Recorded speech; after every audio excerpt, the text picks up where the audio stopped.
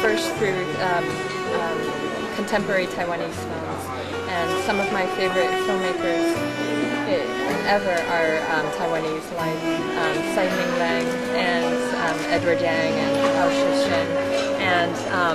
so for a long time I've been looking at these films and getting an idea of Taipei and Taiwan, and now that I'm here it's remarkable. It's very different, even though I had an idea of what it looks like. It feels very different, and it's hard for me to articulate, but being in Taipei is really different from the films. The film, it's as if the memories of Taipei from watching the films have kind of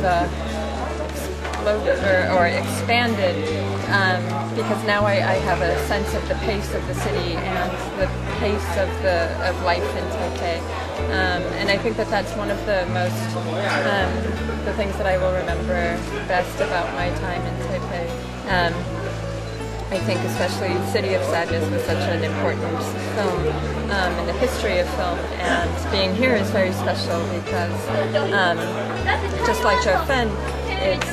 I can experience the history while being enriched by the modern culture and contemporary times of Taipei and all that.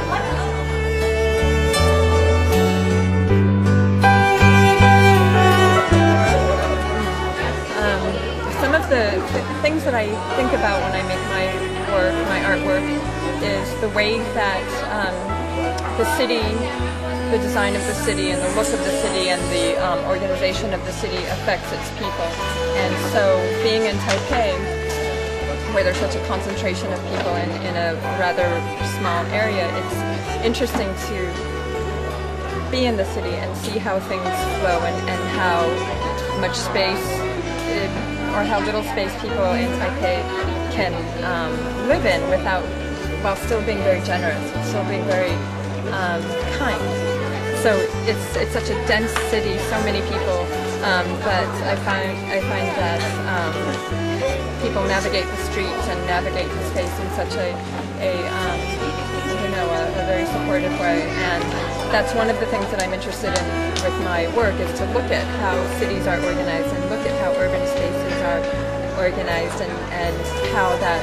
affects the way that people engage with one another, how people treat one another, and how people live with one another. So I'm very excited to be here in such a city that's so different from where I live in Los Angeles, where it's very spread out with a lot of space. It's the opposite, and it's very compelling to be here because people act differently, and I think that's partly because of the way